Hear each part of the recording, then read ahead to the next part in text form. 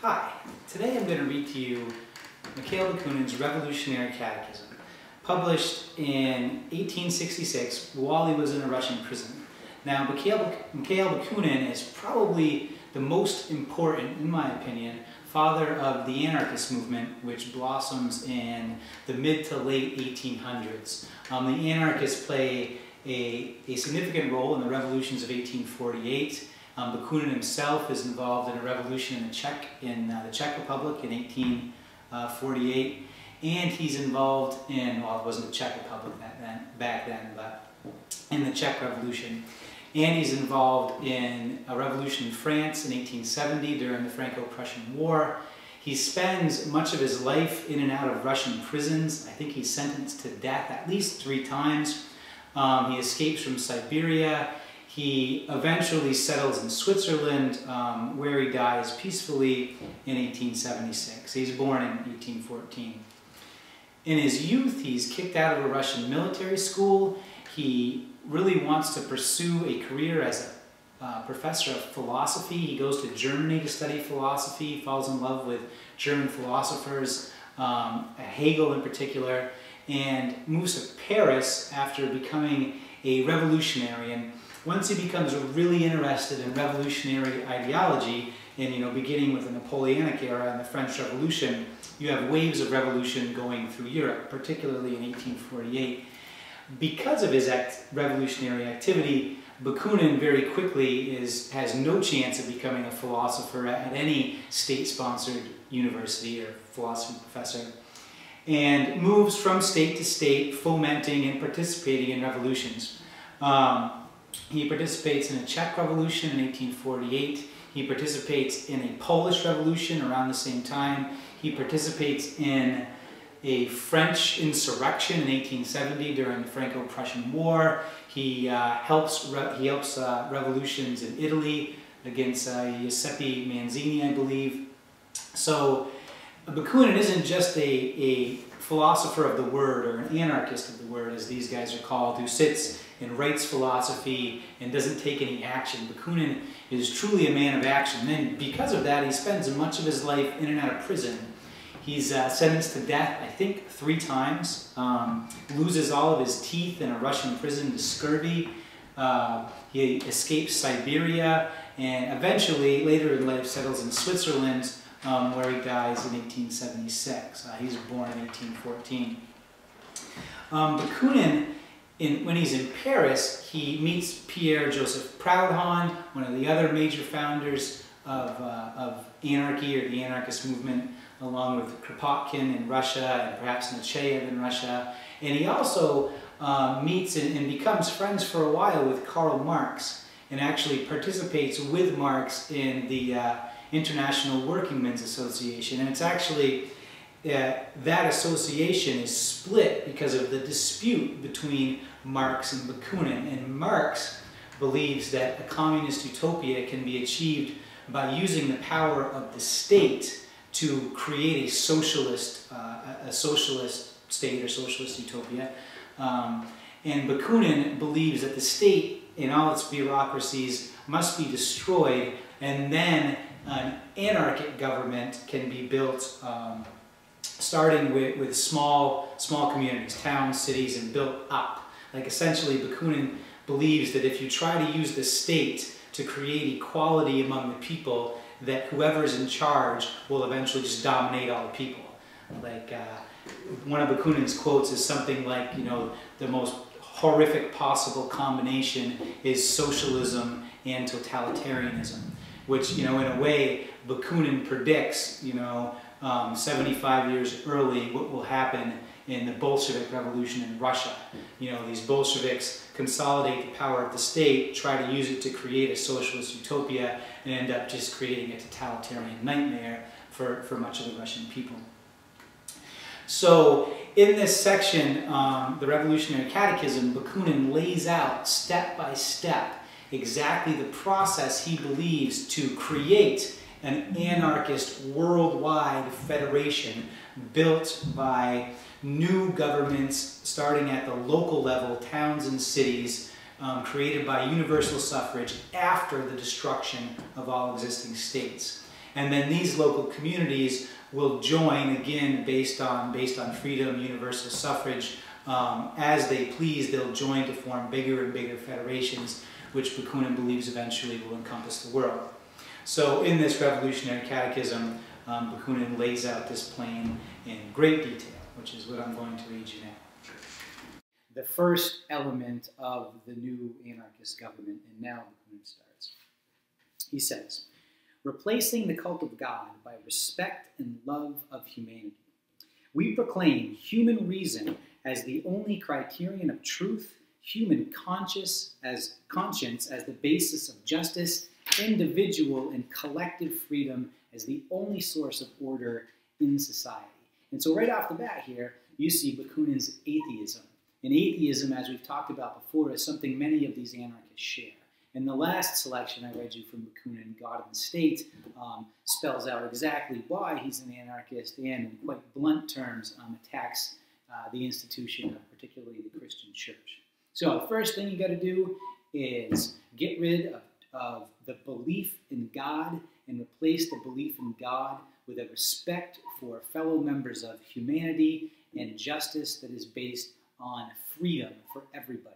Ultimate freedom. That's the number one prerequisite for the anarchist society, is the most amount of freedom that anybody can enjoy and still have some sense of social organization. Okay, he goes on. Freedom is the absolute right of every adult man and woman to seek no other sanction for their acts than their own conscience and their own reason, being responsible first to themselves and then to the society which they have voluntarily accepted. Okay, so one, it's not just men that have freedom, it's women too. And the anarchists are, as far as I can tell, the first people who actually specifically promote the democratic participation of women. They truly believe that everybody's free, not just 49%. And so he says that people, the only consequences for their actions should come from their own conscience and their own sense of reason, and that people are responsible to themselves first, right? Taking responsibility for their own actions. And you can see some existentialism here, or the beginnings of existentialist thought. And then he says to society that they voluntarily accepted. So one of the major prerequisites of the anarchist society is that individuals can voluntarily join a commune, and they can voluntarily leave a commune, and they can never be forced to join any social organization. So that's much different from now, whereas essentially you're a citizen of a country as soon as you're born there. You don't really have a choice. I mean, you can choose to leave and go somewhere else, but you have to choose to leave. It's assumed that you've chosen to be a citizen if you're born there, and you're expected to follow those laws. He goes on. It is not true that freedom of one man is limited by that of other men. Man is really free to the extent that his freedom, fully acknowledged and mirrored by the free consent of his fellow men, finds confirmation and expansion in their liberty. Man is truly free only among equally free men. The slavery of even one human being violates humanity and negates the freedom of all. So if one person is a slave, the potential for all people to be slaves exists. And we can only truly understand what it means to be free if we can see that freedom reflected in everybody around us, practice it together, learning from each other. The freedom of each is therefore realizable only in the equality of all. The realization of freedom through equality in principle and in fact is justice. So justice is the result of individual freedom and the equality of all, right? And if everybody's free, then everybody is equal, and then you can have justice. If there's one fundamental principle, he goes on, of human morality, it is freedom. To respect the freedom of your fellow man is duty. To love, help, and serve them is virtue. And so you start to see right away that Bakunin has a nuanced and sophisticated sense of morality. So again, anarchy is not a free-for-all of everybody for themselves. Anarchy requires an education for everyone so that they can understand that they need to respect the freedom of others and to love, help, and serve others. Just Bakunin says this shouldn't be taught by the church out of fear of God or by the state out of fear of police action. It should be taught by the fellow people in your town or city for the good of all. Absolute rejection of every authority, including that which sacrifices freedom for the convenience of the state. Primitive society had no conception of freedom, and as society evolved before the full awakening of human rationality and freedom, it passed through a stage controlled by human and divine authority. The political and economic structure of society must now be reorganized on the basis of freedom. Henceforth, order in society must result from the greatest possible realization of individual liberty as well as liberty on all levels of social organization. Okay, so there can be no authority for the sake of the common good, okay? There's only authority for the sake of individual freedom. So if your country is passing laws that restrict your freedom for the sake of public safety, then according to Bakunin, that is wrong, right? You cannot restrict freedom and still allow people to be free and equal. The political and economic organization of social life must not, as at present, be directed from the summit to the base, the center to the circumference, imposing unity through forced centralization. On the contrary, it must be reorganized to issue from the base to the summit, from the circumference to the center, according to the principles of free association and federation. And then just to back up here for a second, he says that primitive society doesn't understand freedom. So the caveman doesn't necessarily understand freedom. And then he says, before, say, the Enlightenment, when people truly understand that people are free and that folks are rational, before that, people were ruled by kings and by churches. And he says that now that people understand that people are born free and born rational so they can accept the consequences of their freedom, society needs to be reorganized in totality. And that's why he's advocating for and fighting for these anarchist revolutions, for the reorganization of global society for the freedom of all. And so he says in this next one that society needs to be reorganized from the bottom to the top, from the circumference to the center. And so most governments today, and most governments at his time, you have a federal or central government in the middle that makes laws that everybody else must follow. And Bakunin's idea is that you destroy all that, and then you're going to reorganize society starting with the most localized form of government. And the local governments will pass the laws that the people in the localities will need to follow. And the only laws that everybody needs to follow, with a couple exceptions that we'll get to, are ones that all of the localities can agree to. And if one locality doesn't want to follow the laws anymore of their agreement with the other localities, then they are free to leave with no consequences. Okay. Political organization. It is impossible to determine a concrete, universal, and obligatory norm for the internal development and political organization of every nation. The life of each nation is subordinated to a plethora of different historical, geographical, and economic conditions, making it impossible to establish a model of organization equally valid for all. Any such attempt would be absolutely impractical. It would smother the richness and spontaneity of life, which flourishes only in infinite diversity and, what is more, contradict the most fundamental principles of freedom. However, without certain absolutely essential conditions, the practical realization of freedom will be forever impossible.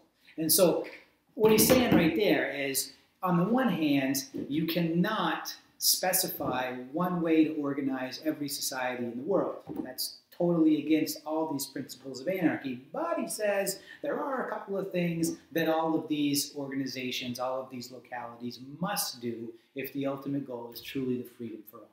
So you can't make everybody do everything except, a couple of things if you want people to be free. And so the conditions are that all these localities need to follow to be part of the new anarchist organization of the world.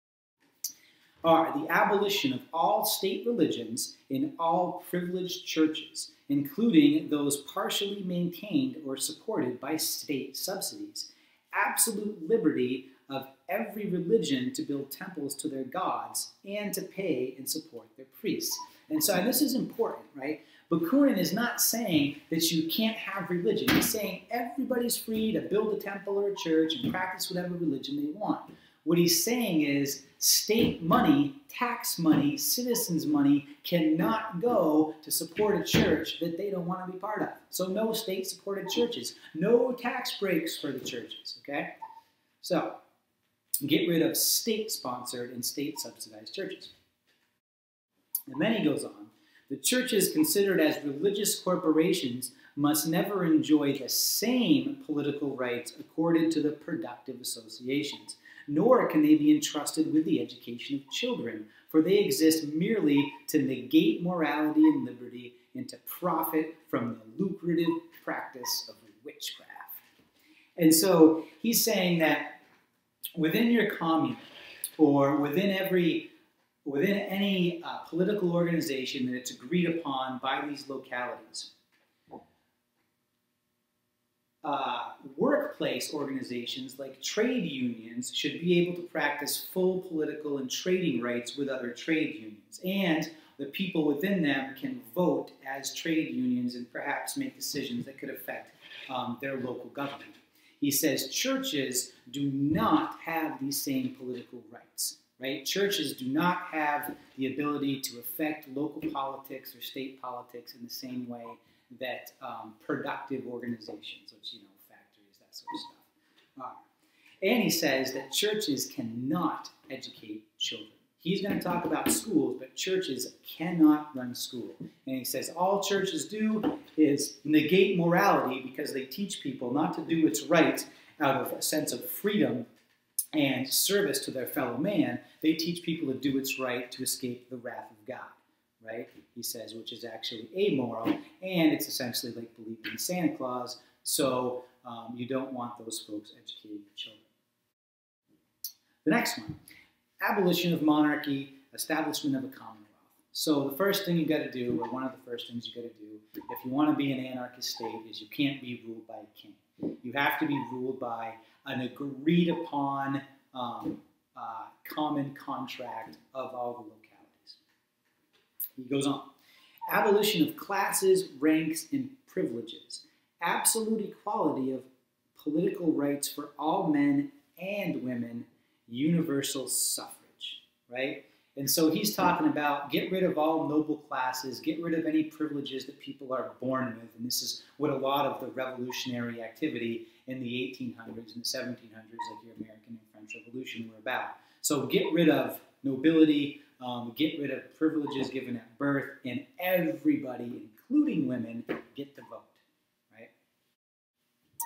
The next one, abolition, dissolution, and moral, political, and economic dismantling of the all-pervasive, regimented, centralized state, the alter ego of the church, and as such, the permanent cause of impoverishment, brutalization, and enslavement of the multitude.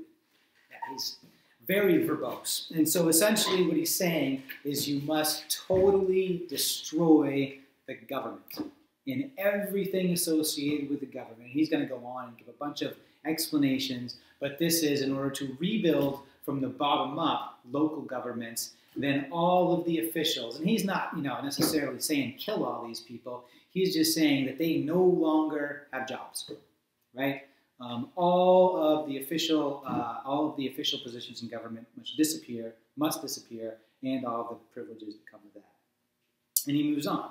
This naturally entails the abolition of all state universities.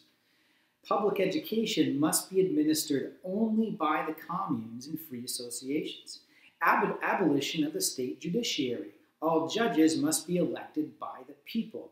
Abolition of all criminal, civil, and legal codes now administered in Europe, because the code of liberty can be created only by liberty itself.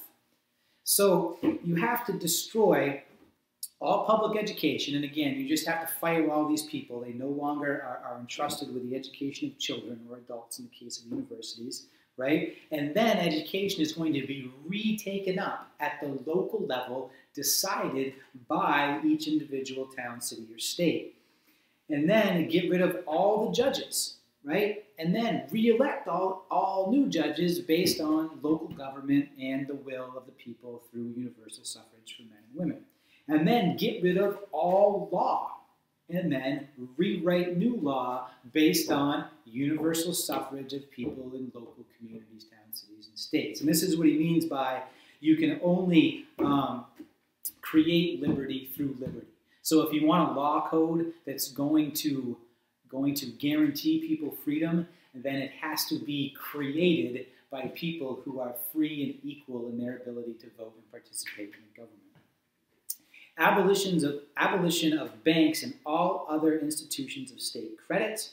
So central banking, as we know it today, would disappear, or as they knew it back in the day, would disappear. And this credit would again be restored if people wanted it to be on the local level. Abolition of all centralized administration of the bureaucracy of all permanent armies and state police. So no army, no state police force, and if you want to rebuild these things, it's done based on universal suffrage at the local level. Immediate and direct election of all judicial and civil functionaries, as well as representatives, national, provincial, and communal delegates by the universal suffrage of both sexes, right? So once you fire all of the people who had all of the jobs in the government and you destroy all of those jobs, then starting at the local level, you decide what you want these law codes to be and then re-elect the representatives for your town as you see fit. The internal reorganization of each country on the basis of the absolute freedom of individuals, of the productive associations, so these are like your unions, and of the communes, your towns and cities. Necessity of reorganizing the right of succession, necessity of recognizing the right of succession. Every individual, every association, every commune, every region, every nation has the absolute right to self-determination, to associate with or not to associate, to ally themselves with whomever they wish, and repudiate their alliances without regard to so-called historic rights or rights consecrated by legal precedent or the convenience of their neighbors. So if you want to join an alliance with a town next door, you can. If you want to break that alliance, you can. It all has to be based on the universal suffrage within these towns. Once the right to secede is established, secession will no longer be necessary. With the dissolution of a unity imposed by violence, the units of society will be drawn to unite by their powerful mutual attraction and by inherent necessities. So essentially he's saying, if you don't force towns, cities, and states to unite, then they will unite as they see fit for their own benefit, and then would be much less likely to try to secede from unions. Consecrated by liberty, these new federations of communes, provinces, regions, and nations will then be truly strong, productive, and indissoluble. Next section, individual rights. The right of every man and woman from birth to adulthood to complete upkeep, clothes, food, shelter, care, guidance, education, public schools, primary, secondary, higher education, artistic, industrial, and scientific, all at the expense of society. Whoa, that sounds a lot like communism, right? Like the anarchists, once again, they're not about a free-for-all of everybody for themselves, right? One of the most important principles that Bakunin lays down here is everybody has a right to a free education, a public education, paid for by their locality, right? And an education in anything that folks want to learn, right? But you want to learn your trade, you can pick that education, but he has in his mind, it seems, a fairly standardized education that each person in your commune should receive so they can truly understand how to accept the consequences of their freedom. The equal right of adolescents, while freely choosing their careers, to be helped and to the greatest possible extent supported by society. After this, society will exercise no authority or supervision over them except to respect and, if necessary, defend their freedom and their rights. So, everybody gets to choose their own careers. Then your commune can help you, or should help you, try to get the best job they can within those careers. And he says that it is the responsibility of the commune, this is your town, your city, or whatever, to defend the individual rights of freedom to these folks. The freedom of adults of both sexes must be absolute and complete. Freedom to come and go, to voice all opinions, to be lazy or active, moral or immoral, in short, to dispose of one's persons or possessions as one pleases, being accountable to no one, freedom to live, be it honestly, by one's own labor, even at the expense of individuals who voluntarily tolerate one's exploitation. Okay? So, total freedom of speech, total freedom of action, right? And he says freedom to live honestly by one's own labor. And this is interesting because one of the things that Bakunin is going to make pretty clear here later on is everybody's got the right to starve to death, right? Bakunin does not believe in subsidizing lazy people, right? Give them a free education. And he does say, you know, protect the elderly who can't work and subsidize them. And if you have folks with some mental disorders and they can't work and your town chooses, you should take care of them. But as far as your average state collector of subsidies out of laziness, they need to starve, according to Bakunin. Although he does say that if a person wants to voluntarily support some lazy person, you know, in their house, then that is also their right. He goes on. Unlimited freedom of propaganda, speech, press, public or private assembly, with no other restraint than the natural salutary power of public opinion. Absolute freedom to organize associations, even for allegedly immoral purposes, including even those associations which advocate the undermining or destruction of individual and public freedom. So he says, essentially, look, if you really want people to be free, they should even be free to say people shouldn't be free, right? So absolute freedom of speech, absolute freedom of the press, etc., etc. Freedom can and must be defended only by freedom. To advocate the restriction of freedom on the pretext that it is being defended is a dangerous delusion, as morality has no other source and no other object, no other stimulant than freedom. All restrictions of liberty in order to protect morality have always been to the detriment of the latter. So if you take away people's freedom, you will make them immoral, is what he's saying. Psychology, statistics, and all history prove that individual and social immorality are the inevitable consequence of a false private and public education, of the degeneration of public morality and the corruption of public opinion, and above all, the vicious organization of society. So he's saying the more you limit freedom, the less moral people are going to be. Because people can only understand morality if they are free to choose their own actions and understand how to accept the consequences of those actions.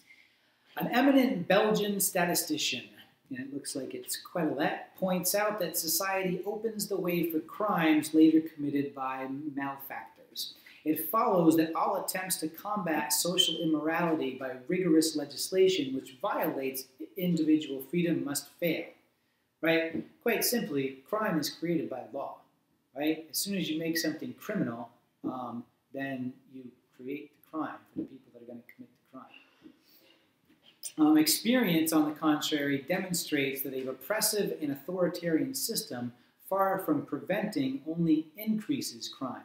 The more authoritarian you are, the more angry people are, the less they respect their own sense of morality because they've been told what is right. It comes from above, and so the less likely they're going to be moral. That public and private morality falls or rises to the extent that individual liberty is restricted or enlarged. It follows that in order to regenerate society, we must first completely uproot this political and social system founded on inequality, privilege, and contempt for humanity. After having reconstructed society on the basis of the most complete liberty, equality, and justice, not to mention work, for all an enlightened education inspired by respect for man, public opinion will then reflect the new humanity and become a natural guardian of the most absolute liberty.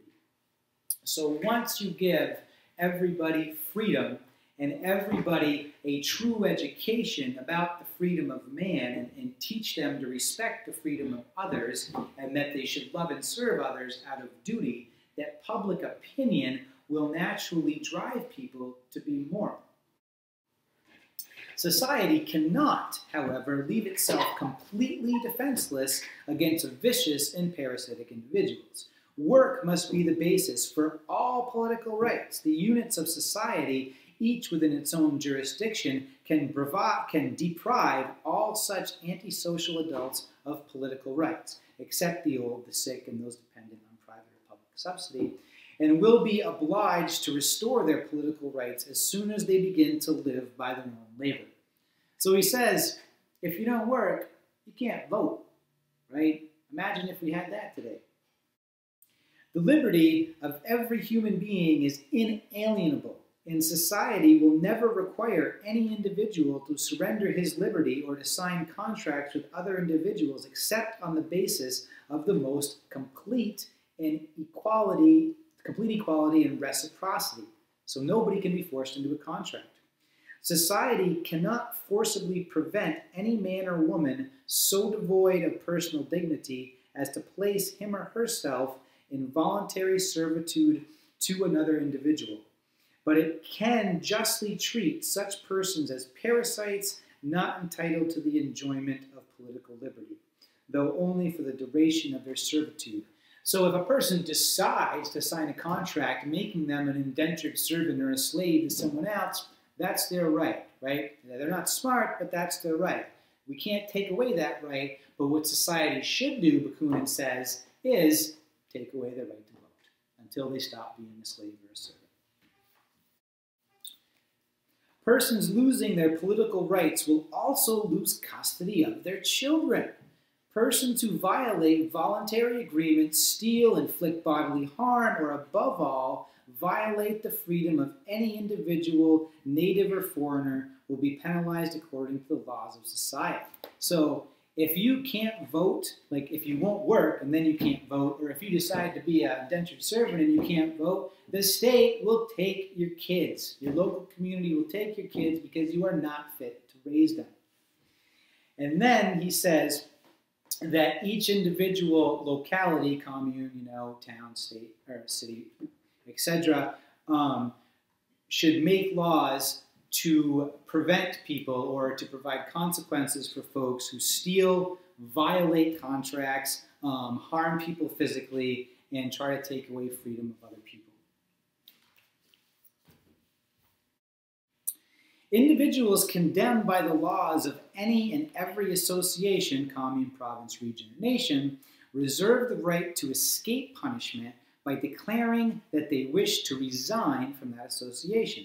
But in this case, the association will have the equal right to expel them and declare him outside its guarantee and protection. And this is really interesting here because it says if you break a law and you don't want to face the consequences, you're free to leave. You can just go next door to the town and not suffer the punishment.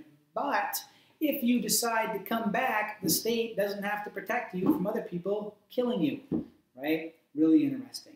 And you can kind of see in this law, or you can see this law reflected in modern society in how some countries won't let other countries extradite criminals. So if Edward Snowden commits a crime in America, he can go to Russia, and if Russia doesn't want to extradite him, then in a sense, Edward has decided not to face the consequences to the crime he's committed by voluntarily leaving his country of origin and going somewhere else. Rights of association, federalism. The cooperative workers' associations are a new fact in history. These are unions he's talking about. At this time, we can only speculate about, but not determine, the immense development that they will doubtlessly exhibit in the new political and social conditions of the future. It is possible and even very likely that they will someday transcend the limits of towns, province, and even states. Maybe he's foreseeing the multinational corporation here. They may entirely reconstitute society, dividing it not into nations, but into different industrial groups organized not according to the needs of politics, but to those of production. But this is for the future. Be that as it may, we can already proclaim this fundamental principle. Irrespective of their functions or aims, all associations, like all individuals, must enjoy absolute freedom. So any trade association or union, or business or corporation that is organized on the universal suffrage of its workers has absolute political freedom to make or break contracts with any other association, town, or commune. Neither society nor any part of society, commune, province, or nation has the right to prevent free individuals from associating freely for any purpose whatsoever, political, religious, scientific, artistic, or even for the exploitation or corruption of the naive or alcoholics, provided that they are not minors. So you can even have an organization that seeks to, sell people goods that you're lying about to make a profit, as long as you're not doing it to kids. You can create an organization that's going to exploit the drunkenness of alcoholics, like setting up a casino and serving booze so you can get their money, as long as they're not minors. To combat charlatans and pernicious associations is the special affair of public opinion, not the state, of the opinions of the people. But society is obliged to refuse to guarantee civic rights of any association or collective body whose aims or rules violate the principles of human justice. So, if you are creating an organization that seeks to exploit the drunkenness of some people, it's totally your freedom to do so, but you don't have the same rights to make contracts with other associations, towns, or communes that other folks have. Individuals shall not be penalized or deprived of their full political and social rights solely for belonging to such unrecognized societies. The difference between the recognized and unrecognized associations will be the following. The juridicially recognized associations will have the right to the protection of the community against individuals or recognized groups who refuse to fulfill their voluntary obligations. The juridicially unrecognized associations will not be entitled to such protection by the community, and none of their agreements will be regarded as binding. So if you're a charlatan, a faker, and you're selling a fake product and you're exploiting people, that's your freedom. But your contracts are always about to be void, always allowed to be void. People do not have to pay you for your services under the same laws that they would have to pay somebody who is considered a legitimate organization. Next, the division of a country into regions, provinces, districts, and communes, as in France, will naturally depend on the traditions, the specific circumstances, and the particular nature of each country. We can only point out here two fundamental and indispensable principles which must be put into effect by any country seriously trying to organize itself as a free society. First, all organizations must proceed by way of a federation from the base to the summit, from the commune to the coordinating association of the country or nation. So, nations are welcome to organize themselves, right? But the organization has to start on the local level, and each locality is able to voluntarily join a larger governmental group. Second, there must be at least one autonomous intermediate body between the commune and the country, the department, the region, or the province. Without such an autonomous intermediate body, the commune, in the strict sense of the terms, would be too isolated and too weak to be able to resist the despotic centralist pressure of the state, which would inevitably, as happened twice in France in the French Revolution, the revolutions of 1848, restore to power a despotic monarchical regime. Despotism has its source much more in the centralized organization of the state than in the despotic nature of kings. And so all he's saying is communes can voluntarily agree to join together to form a larger governmental group for the benefit of all. But in between the commune and the next level of government has to be this intermediate other group of people who can act on the basis or act in defense of the commune against this new larger government, because Bakunin believes that naturally larger governments become despotic. The basic unit of all political organization in each country must be the completely autonomous commune constituted by the majority vote of all adults of both sexes. So these are towns, cities, and states. However, those individuals want to organize by size. But that is the #1 political organization, and they have the ultimate rights over their citizens, or the citizens have the ultimate rights within those communes. No one shall have either the power or right to interfere in the internal life of the commune. So, for example, the federal government never has the right to interfere in the laws of the state. The state never has the right to interfere with the laws of the town.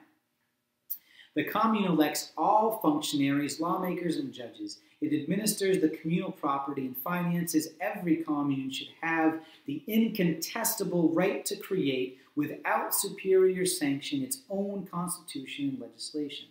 But in order to join and become an integral part of the provincial federation, the commune must conform its own particular charter to the fundamental principles of the provincial constitution and be accepted by the parliament of the province.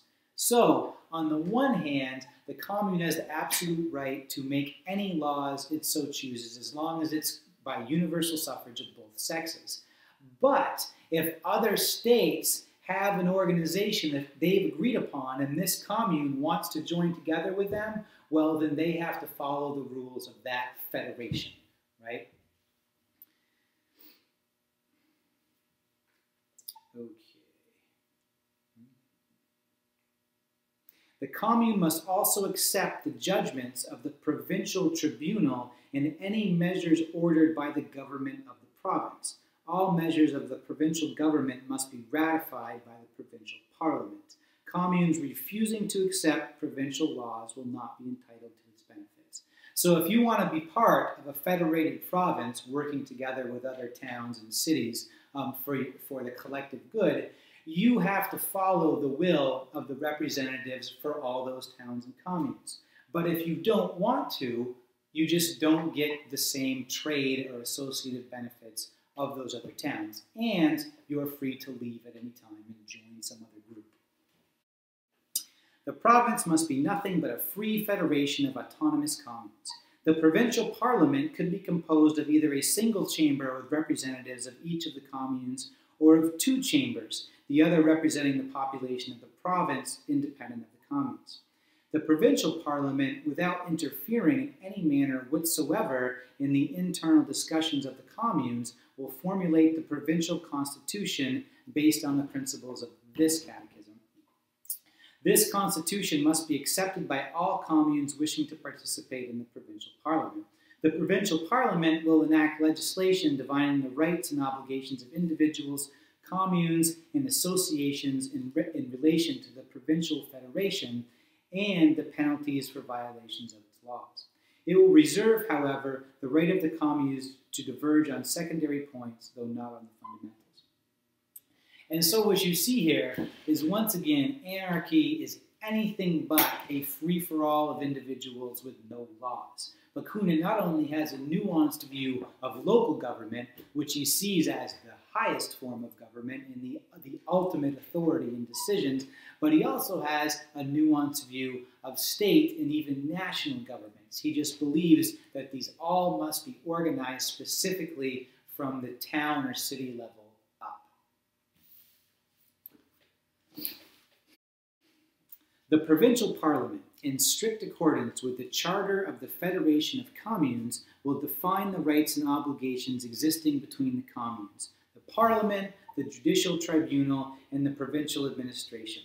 It will enact all laws affecting the whole province, pass on resolutions or measures of the National Parliament without, however, violating the autonomy of the communes and the provinces. Without interfering in the internal administration of the communes, it will allow each commune its share of the provincial or national income, which will be used by the communes as its members decide.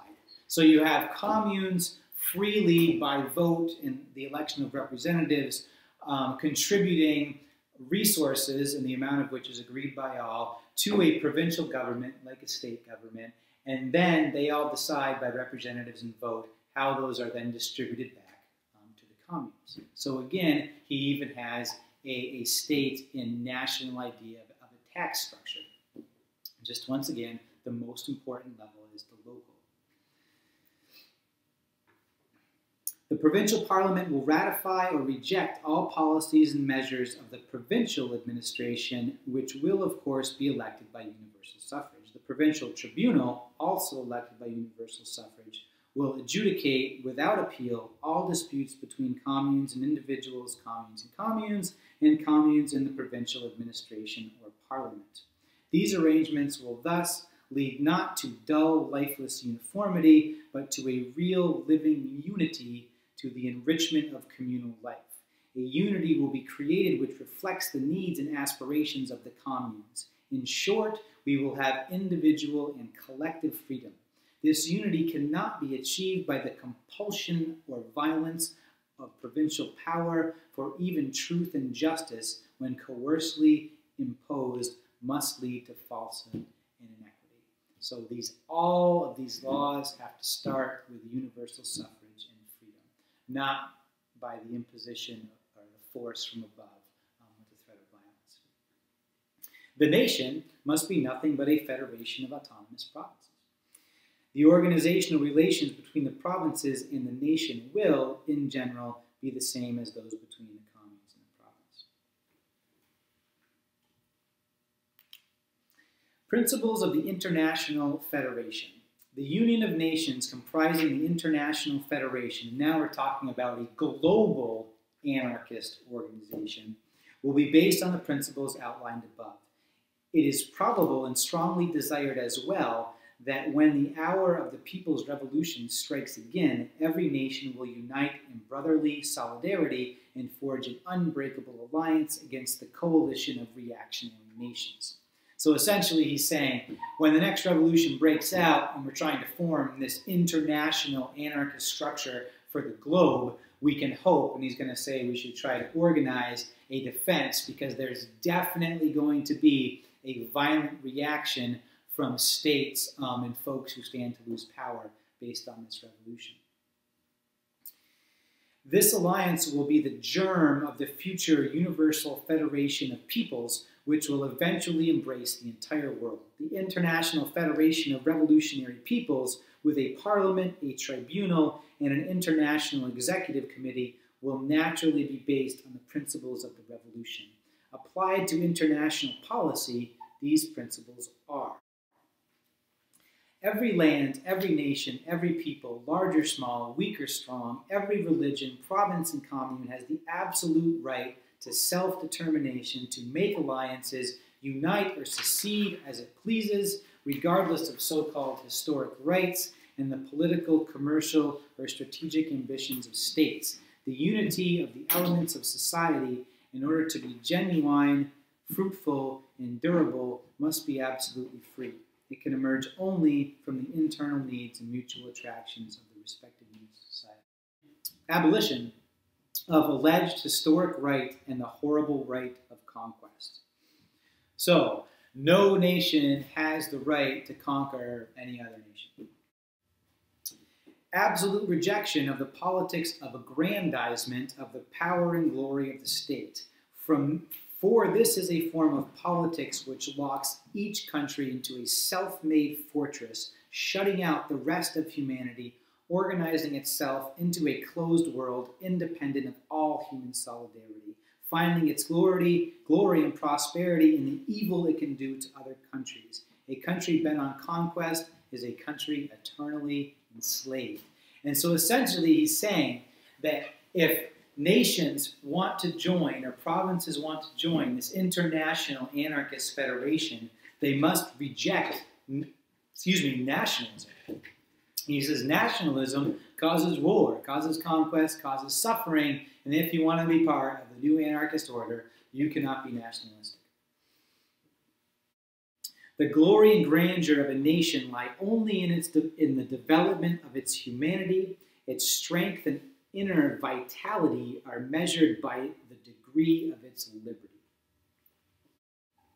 The well-being and freedom of nations, as well as individuals, are inextricably interwoven. Therefore, there must be free commerce, exchange, and communication among all federated countries, and the abolition of frontiers, passports, and custom duties. So free trade around the world and freedom of travel around the world or through your nation if you want to join the Anarchist Federation of Nations. Every citizen of a federated country must enjoy the same civic rights, and it must be easy for him to acquire citizenship and enjoy political rights in all other countries adhering to the same federation. If liberty is the starting point, it will necessarily lead to unity. But to go from unity to liberty is difficult, if not impossible. Even if it were possible, it could be done only by destroying a spurious unity imposed by force. So you can't tell people they're united in a country and then expect them to act like free people. You have to first let people free and allow them the choice to join a free country. No federated country shall maintain a permanent standing army or any institution separating the soldier from the citizen. Not only do permanent armies and professional soldiers breed internal disruption, brutalization, and financial ruin, they also menace the independence and well-being of other nations. All able-bodied citizens should, if necessary, take up arms to defend their homes and their freedom. Each country's military defense and equipment should be organized locally by the commune, or provincially, somewhat like the militias in Switzerland or the United States, circa 1860 to 1867. And so you see here that Bakunin is looking at the right to keep and bear arms and the establishment of militias in America as a great step toward ensuring the freedom of the people. And he says that standing armies essentially, eventually, will lead to warfare with other nations or the oppression of the people at home. The International Tribunal shall have no other function than to settle without appeal all disputes between nations in their respective provinces. Differences between two federated countries shall be adjudicated without appeal only by the International Parliament, which in the name of the entire Revolutionary Federation will also formulate common policy and make war, if unavoidable, against the reactionary coalition. So an international court system exists only to settle disputes between nations, right? And there can be no appeals. And the international court system is there to organize an international defense of the anarchist revolution against the reactionary countries. No federated nations shall make war against another federated country. War is illegal between countries in the anarchist international federation. If there is war and the International Tribunal has pronounced its decision, the aggressor must submit. If this doesn't occur, the other federated nations will sever relations with it and, in case of an attack by the aggressor, will unite to repel invasion. So if one country does make war on another country, and both are part of this anarchist federation, the International Court has the right to stop it. And if they say stop, and one country will not stop, then the first thing that happens is they're expelled from the anarchist union. The second thing that happens is all the other anarchist countries unite and crush that other country if that other country continues to attack members of the anarchist federation. All members of the Revolutionary Federation must actively take part in approved wars against a non-federated state.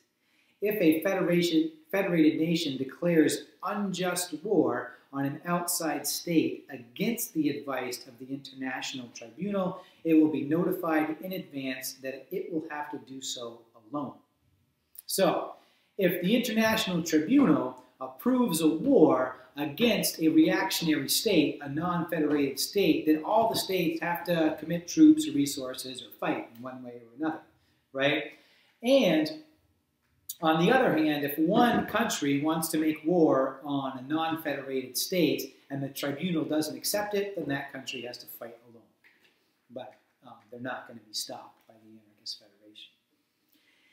It is hoped that the federated states will eventually give up the expensive luxury of separate diplomatic representatives to foreign states and arrange for representatives to speak in the name of all the federated states. And so essentially, once you have representatives to the federation to vote on issues of the federation, you no longer need diplomats. Those representatives can take care of all those diplomatic duties. Only nations or peoples accepting the principles outlined in this catechism will be admitted to the federation. So if you want to be in the International Anarchist Federation, you got to follow all these principles. Next, social organization. Without political equality, there can be no real political liberty. But political equality will be possible only when there is social and economic equality. So if you want people to be equal politically, right, and have an equal amount of freedom, then you first have to establish some kind of economic equality. Equality does not imply the leveling of individual differences, nor that individuals should be made physically, morally, or mentally identical. Diversity in capacities and powers, those differences between races, nations, sexes, ages, and persons, far from being a social evil, constitutes, on the contrary, the abundance of humanity. Economic and social equality means the equalization of personal wealth, not by restricting what a man may acquire by his own skill, productive energy, and thrift. And this is where the anarchists really separate from the communists. You know, like Bakunin, he and Karl Marx initially are friends and have similar beliefs, right? But Marx believes that everybody should essentially have the same amount of wealth. According to Marx, the state confiscates all property and distributes it equally. According to Bakunin, you don't have to confiscate people's property, and equality means that people have the equal right to work as hard as they want to make as much money as they want to. So the anarchist says, if you work more, you should get paid more.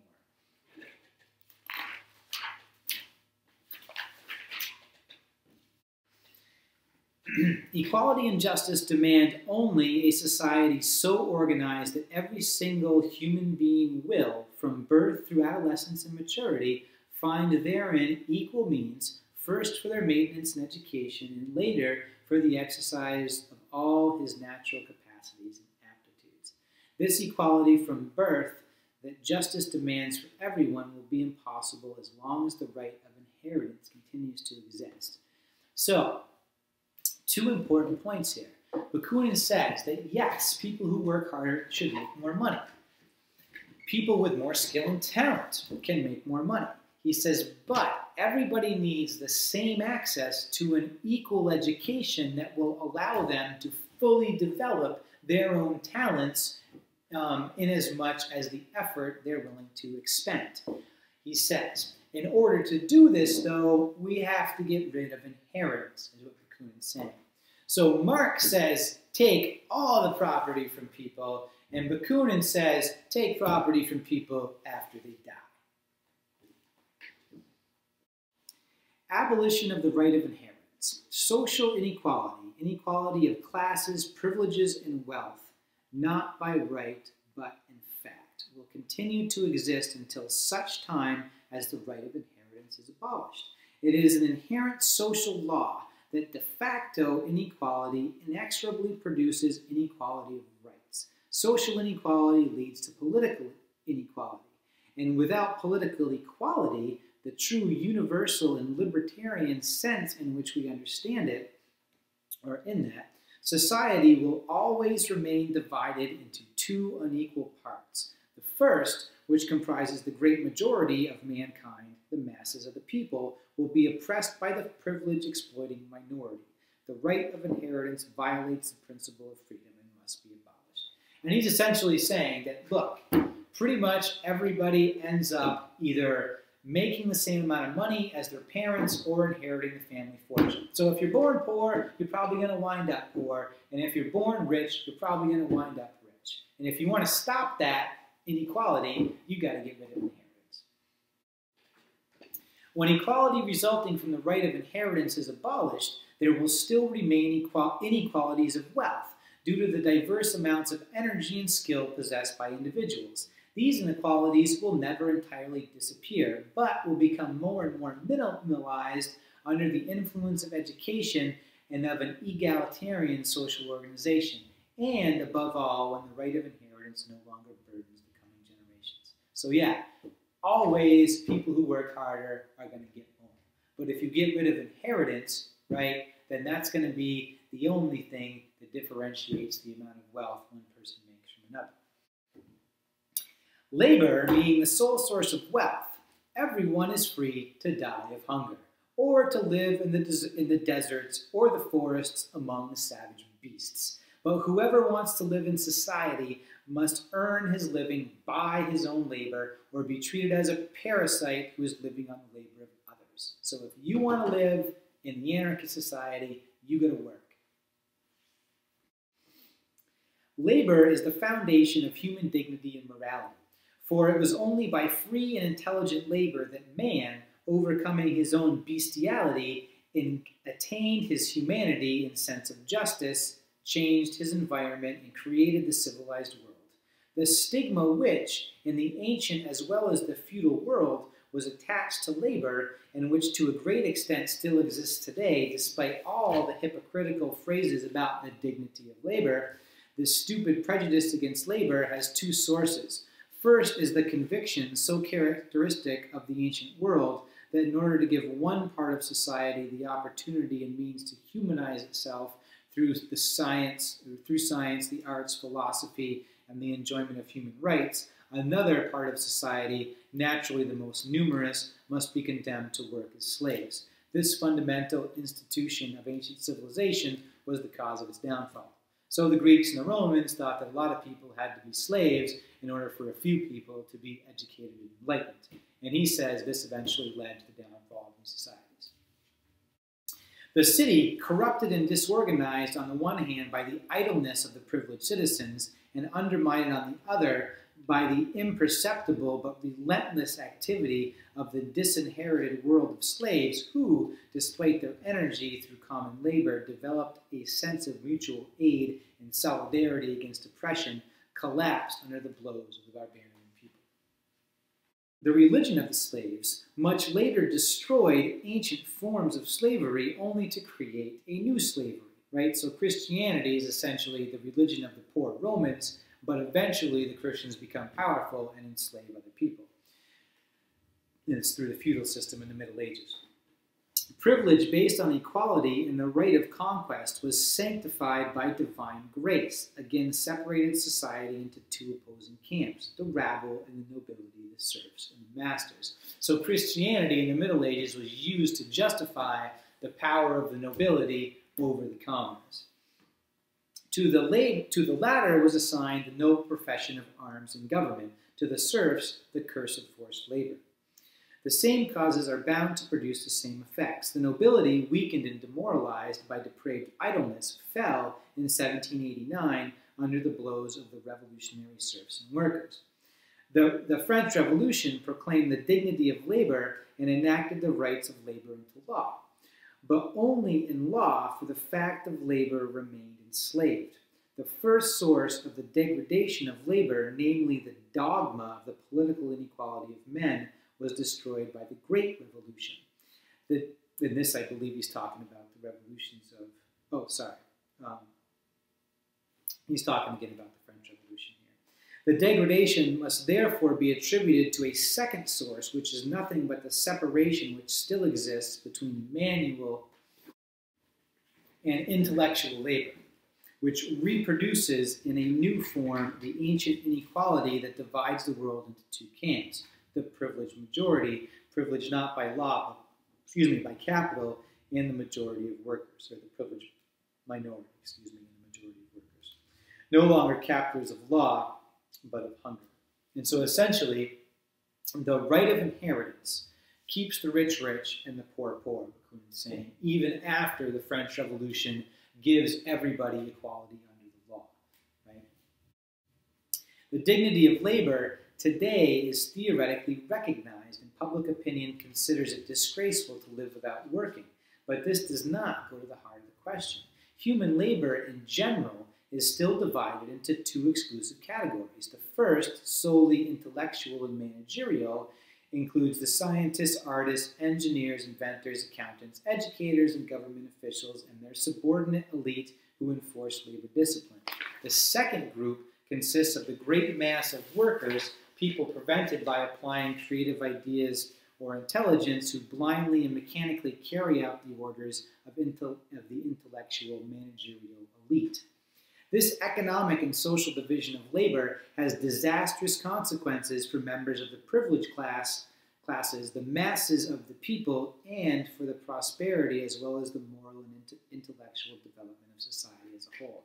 So he's saying in his time, despite the French Revolution, the Revolution of 1848, which gave people equality under the law, there is still a pervasive idea in society that the better kind of labor is intellectual labor, and the worse, more degrading kind of labor is manual labor. And he says this causes badness, causes the degradation of society.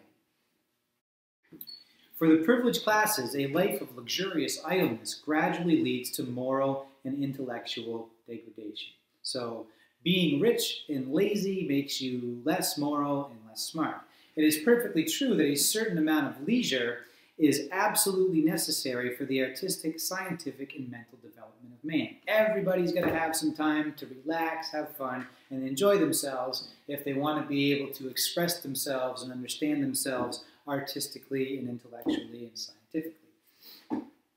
Creative leisure, followed by the healthy exercise of daily labor, one that is well earned and is socially provided for, all according to individuals' and capacities and preferences. So, the best organization of labor is, on the one hand, to have some leisure time for everybody to develop their intellectual and artistic capacities, and then have everybody do some manual labor. Because then, like, manual labor gets rid of idleness, gets rid of laziness, and creates a sense of morality through a common work ethic shared among all people. Human nature is so constituted that the propensity for evil is always intensified by external circumstances, and the morality of the individual depends much more on the conditions of his existence and the environment in which he lives than his own will. And so essentially, you're more a product of your environment than you are of your own will. And so that's why it doesn't matter who you are. If you live a life of idle luxury, you're going to become less moral and more lazy. In this respect, as in all others, the law of social solidarity is essential. There can be no other moralizer for society or the individual than freedom and absolute equality. So you need to have a sense of economic and political equality to create social solidarity, which will create common morality. Take the most sincere Democrat and put him on the throne. If he does not step down promptly, he will surely become a scoundrel. A born aristocrat, if he should, by some happy chance, be ashamed of his aristocratic lineage and renounce the privileges of his birth, will yearn for past glories, be useless in the present, and passionately oppose future progress, right? So if you take somebody who believes in democracy and freedom and you make them a king, then they're going to become immoral. And at the same time, if you take somebody who's been brought up an aristocrat and take them out of that aristocratic privilege, then they're going to yearn for the past and want to go back there. The same goes for the bourgeois. This dear child of capital and idleness will waste his leisure in dishonesty, corruption, and debauchery, or serve as a brutal force to enslave the working class, who will eventually unleash against him a retribution even more horrible than that of 1793. He's talking about the reign of terror in the French Revolution, or the terror in the French Revolution there. So your bourgeois, rich capitalist, business manager, or business owner is going to be in the same problematic situation as a king, because their environment will eventually become one of luxurious idleness, and they'll use their resources to either debauch themselves or to enslave the workers. The evils that the worker is subjected to by the division of labor are much easier to determine. Forced to work for others because he is born to poverty and misery, deprived of all rational upbringing and education, morally enslaved by religious influence. He is catapulted into life, defenseless, without initiative and without his own will. Driven to despair by misery, he sometimes revolts, but lacking that unity with his fellow workers and that enlightened thought upon which power depends, he is often betrayed and sold out by his leaders and almost never realizes who or what is responsible for his sufferings. Exhausted by futile struggles, he falls back again into the old slavery. So, the defenseless, miserable, poor worker also has little hope of getting out of their surroundings and their environment and making a better life for themselves and their society under the current conditions as Bakunin sees them in the 1800s. This slavery will last until capitalism is overthrown by the collective action of the workers.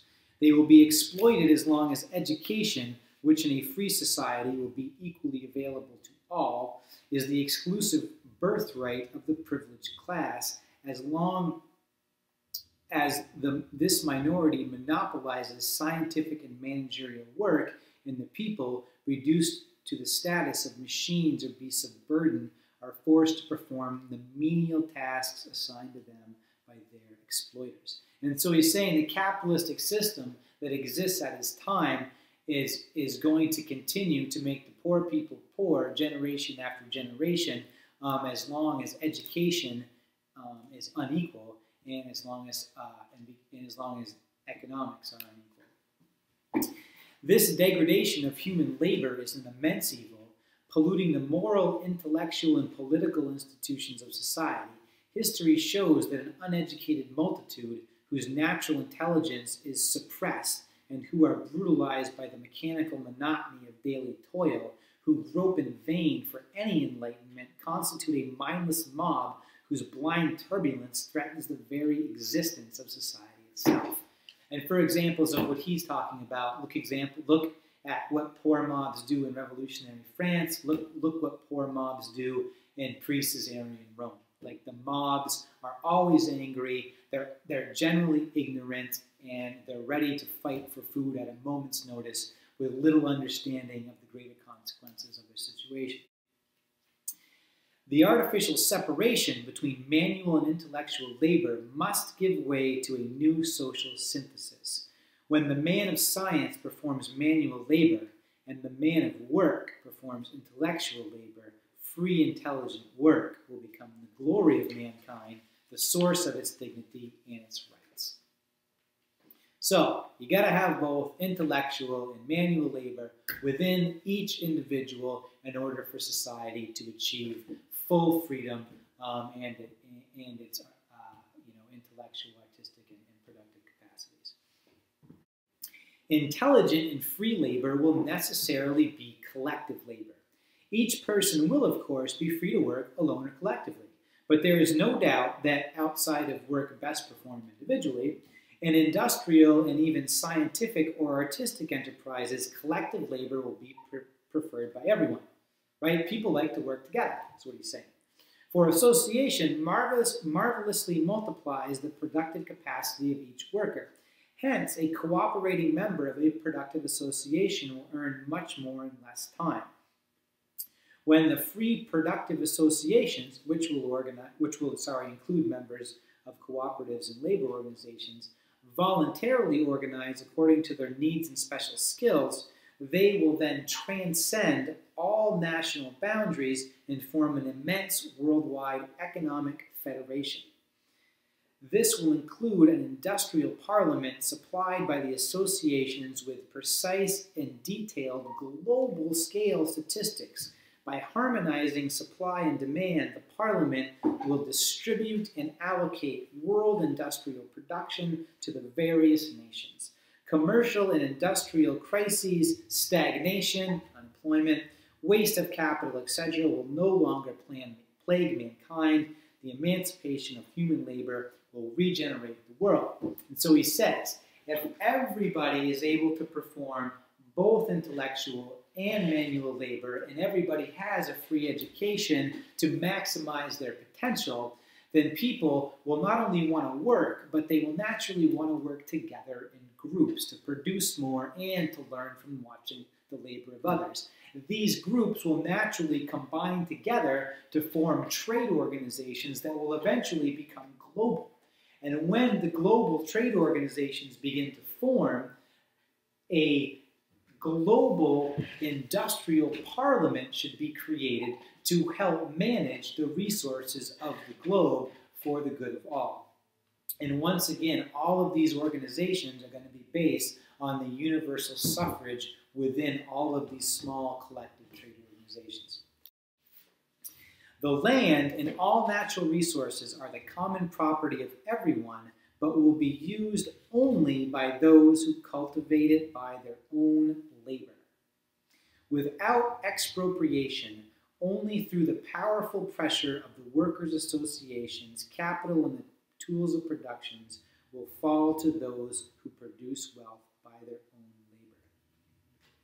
And so he's saying that you don't have to expropriate, steal the land of the rich people in this revolution.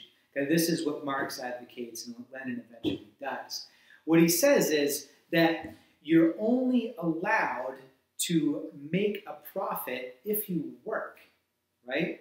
And so if you can only make a profit from your factory by being an actual worker there and not lording over from above or a windowed office in your easy chair, then naturally managers will become workers and will work collectively with all of the other workers for the benefit of all.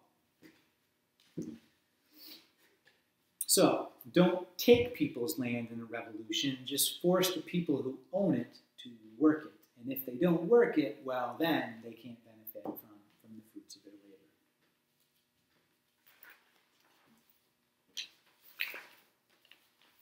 Like one of my students was asking me, what would this revolution mean to my dad, who owns a family business, selling motorcycles, ATVs, and power equipment. And I said, well, the first day after the revolution, your dad would have to show up and work like everybody else, and then you would have a vote among all the workers about how to divide up the different jobs, how much of the day should be spent on mechanical work, how much of the day should be spent on sales, how much of the day should be spent on bookkeeping, et cetera, et cetera. And then by the mutual agreement of everybody, then you could establish a hierarchy at work if everybody wanted to.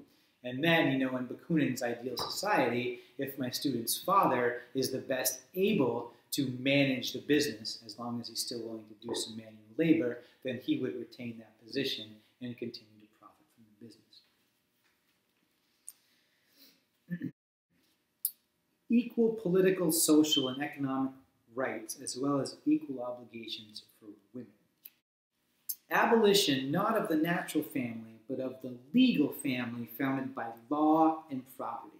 Religious and civil marriage to be replaced by free marriage. Adult men and women have the right to unite and separate as they please, nor has society the right to hinder their union, or force them to maintain it.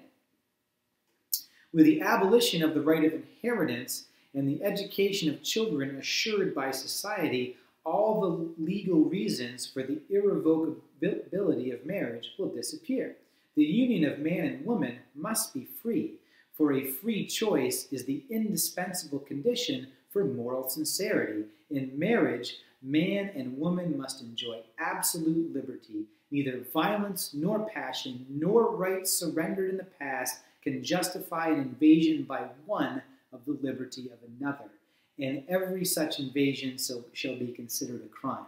And remember, when Bakunin is writing this, wives are generally the property of their husbands. And so he's saying, one, in marriage, both parties are totally equal, and two, we got to get rid of legal marriage altogether, because as soon as the state forces people to stay married, then the morality of marriage will disappear. It will become an obligation and not a commitment.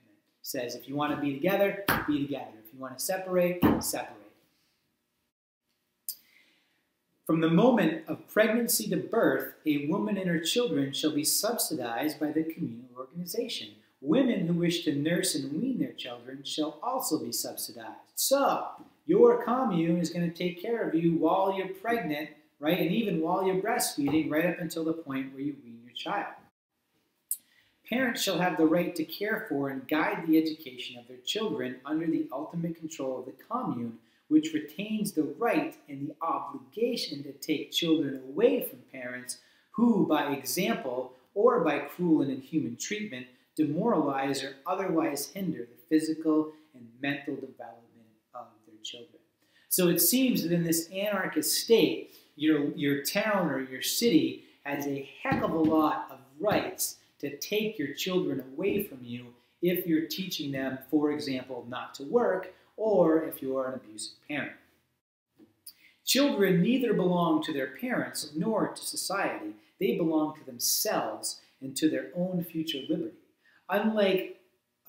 Until old enough to take care of themselves, children must be brought up under the guidance of their elders. It is true that parents are their natural tutors, but since the very future of the commune itself depends on the intellectual and moral training it gives to children, the commune must be the tutor. The freedom of adults is possible only when the free society looks after the education of minors. So schools are there to train people, to train children to understand the nature of their own freedom and the responsibility that freedom gives with it. And it's only through teaching children to take responsibility for their freedom and the importance of work that the commune can survive. And therefore, kids have to go to the communal school.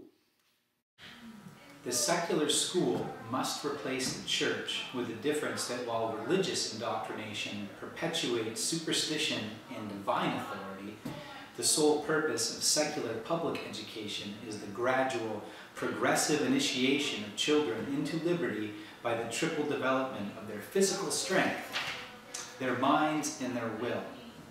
Reason, truth, justice, respect for fellow men, a sense of personal dignity which is inseparable from the dignity of others, love of personal freedom and the freedom of others, the conviction that work is the base and condition for rights. These must be the fundamental principles of all public education. So here again, you hear Bakunin railing against church schools and saying that churches simply indoctrinate people into superstition, believing in something that he is quite sure doesn't exist. And then you see him saying again that the basis of a successful anarchist society is a secular public school that teaches children to love their personal freedom and the freedom of others, to respect their fellow men, and to love to work, and to realize that to work is to live and that they're inseparable. Above all, education must make men and inculcate human values first, and then train specialized workers. As the child grows older, authority will give way to more and more liberty, so that by adolescence he will be completely free and will forget how in childhood he had to submit unavoidably to authority. Respect for human worth, the germ of freedom, must be present even while children are being severely disciplined. The essence of all moral education is this: inculcate children with respect for humanity and you will make good men. So respect for humanity, respect for each other, this is the basis for a society based on freedom. Because if individuals respect each other as they respect themselves, then truly you can free everybody to follow their own will. And again, you see that this is a cornerstone of education. And that in order to teach kids this, Bakunin suggests that they may have to be severely disciplined, right? The kids are going to be carefully controlled and indoctrinated in their childhood in order to be able to accept the consequences of a society based on freedom. Having reached the age of adulthood, the adolescent will be proclaimed autonomous and free to act as he deems best. In exchange, society will expect him to fulfill only these three obligations: that he remain free, that he live by his own labor, and that he respect the freedom of others. And as the crimes and vices infecting present society are due to the evil organization of society, it is certain that in a society based on reason, justice, and freedom, on respect for humanity, and on complete equality, the good will prevail, and the evil will be a morbid exception, which will diminish more and more under the pervasive influence of an enlightened and humanized public opinion. So if you truly educate people about their worth as human beings, about their equality, and you bring people up to be free and accept the consequences of their actions, and if you bring people up knowing that they must work to provide their own life, then most of the crimes in society will disappear.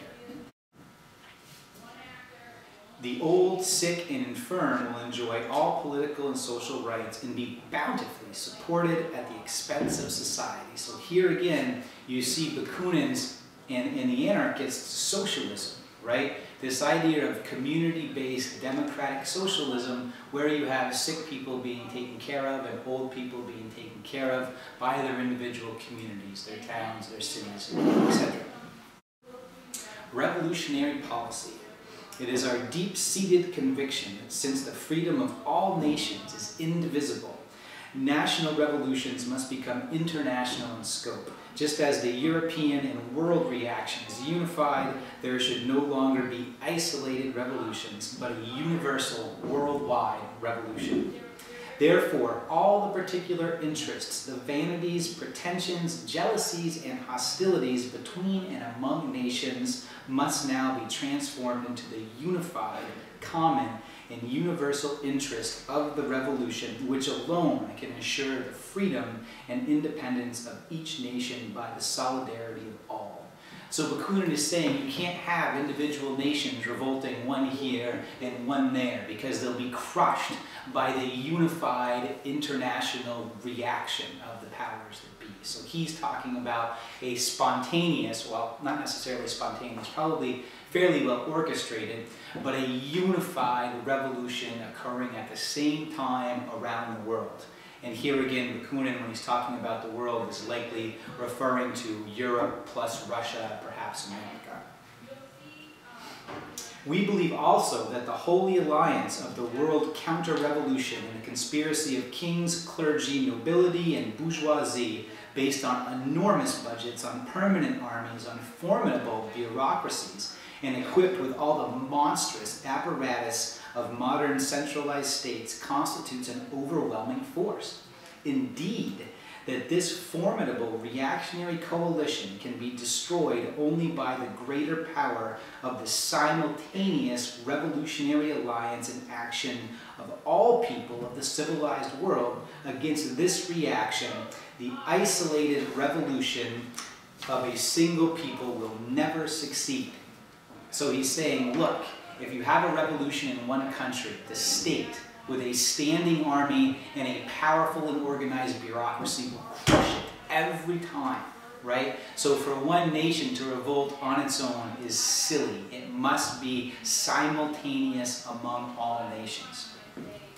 Such a revolution would be folly, a catastrophe for the isolated country, and would, in effect, constitute a crime against all other nations. It follows that the uprising of a single people must have in view not only itself, but the whole world. This demands a worldwide program as large, as profound, as true, as human, in short, as all-embracing as the interest of the whole world.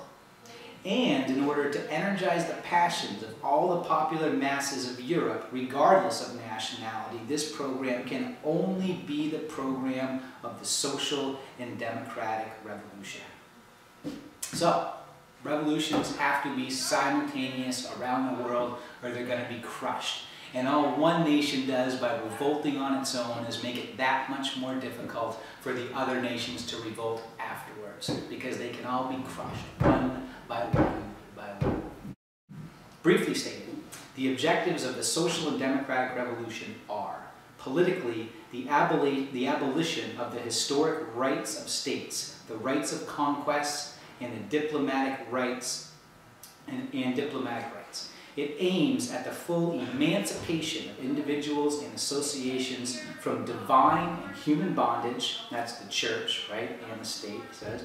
It seeks the absolute destruction of all compulsory unions and all agglomerations of communes into provinces and conquered countries into the state. So all the previous organization of states, of provinces, of nations must be destroyed.